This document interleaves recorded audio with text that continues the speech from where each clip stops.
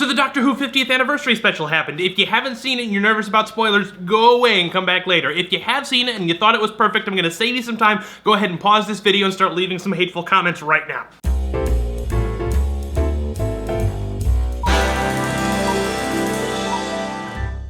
So this special featured 3 Doctors as main characters. Hurd's on first, Smith's on second, Tennant's on third. I don't know, third base? That's a terrible vaudeville joke, but it actually kind of fits here because a whole lot of the special was devoted to Tennant and Smith just kind of playing vaudeville comics with one another while John Hurd stood by as a bewildered audience member. Am I having a midlife crisis? In fact, a lot of the special almost felt like fan fiction. Let's just take 2 of our favorite Doctors and now kiss, and I'm gonna rewrite a whole bunch of canon. In fact, it did feel like a lot of the dialogue was specifically written for Tumblr GIFs. LOL. Or GIFs. Now, all 3 actors do a phenomenal job of playing their parts here, but the unfortunate thing of doing all this, let's give the fans what they probably would like to see, is the result is that the special moves very, very slowly until about the last half hour or so. So let's talk about the plot lines. You've got one where shape-shifting aliens are hiding themselves in paintings during the reign of Queen Elizabeth I so that they can take over the world when the world is slightly more appealing than it is at that time. Then you've got the second plot where John Hurd is trying to decide whether or not to destroy the Time Lords and the Daleks in order to save the entire universe, and also Rose is there because fandom, I mean reasons. So given the gravity of those 2 situations, who really cares about the shapeshifters in the paintings? And apparently Moffat agrees, because after the 2 newer Doctors say to the Ward Doctor, we understand that it was a no-win solution, but you still picked the wrong thing,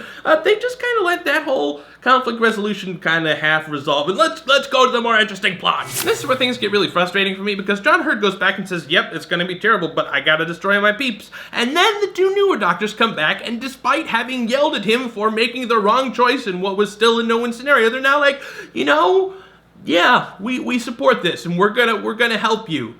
Without any sort of explanation as to, you know, why. This is where Moffat goes a little bit crazy, and Moffat has been generally pretty good about wrapping up weird, confusing time loop thingies, and now he's just, nope, it's all whatever. The 8th Doctor can totally change what he's gonna do, and the current Doctor can still be alive, and he'll remember all that, apparently, even though Tennant won't. What?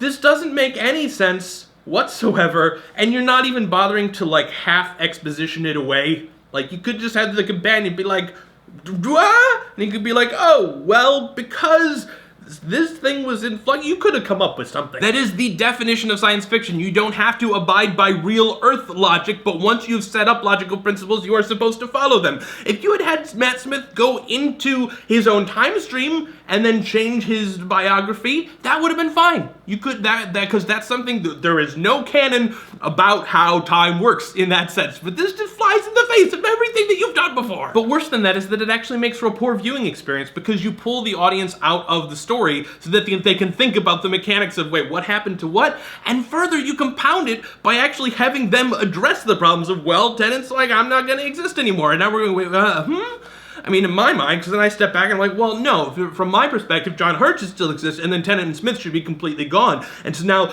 the next Doctor with the next series should be immediately after John Hurt. That would make sense to my brain. And then, and meanwhile, the video's still playing, and I'm not watching it because I'm doing all this thinking stuff because you have forced things to a point where I cannot suspend my disbelief anymore. I have to actually think this through. The policy up till now is that the Doctor's timeline is linear, and by having a past Doctor show up and modify the events of the future Doctor without the future Doctor already remembering having done that, kind of throws that whole thing into question. So you're violating your own rules, and it's a problem. Now, what you could have done as well, which would have been kind of very stereotypically Moffat, is blinding by special effects. And you sort of did. It was very exciting to see all the former Doctors and the new Doctor in their TARDISes and on the little screens and stuff.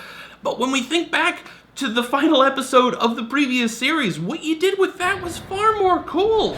As far as special effects, this is the 50th anniversary thing. In fact, the trailer, the teaser trailer for this particular special was cooler than anything you did in the special. All right, so it was good, it was fun, it was nostalgic, and it was something that I am sure that a lot of fans really appreciated various particular elements, but I think you kind of sacrificed the whole overarching story of the special to get there, which kind of makes me a little frustrated. But ultimately, I wouldn't say that this is fantastic. In fact, I can think back to episodes in the previous season that I thought were better executed and kind of held together better.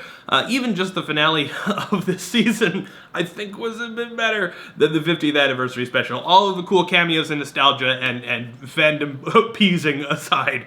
But those are my thoughts. Guys, let me know what you thought of the Day of the Doctor. I'm curious to see whether I'm very much in the minority here. So flame war away. I'm going to try and respond to as much of it as I can, and then I'll just get frustrated and walk away. So I will see you guys soon. Bye. I should also probably mention that I have not been as much of a fan of the Moffat era as I was of the Davies era. I'm kind of confused as to how Moffat can create something as awesome as the Weeping Angels and then just utterly make a mockery of them during his own tenure as producer. So yeah, they're just more fodder for your commenting. Enjoy.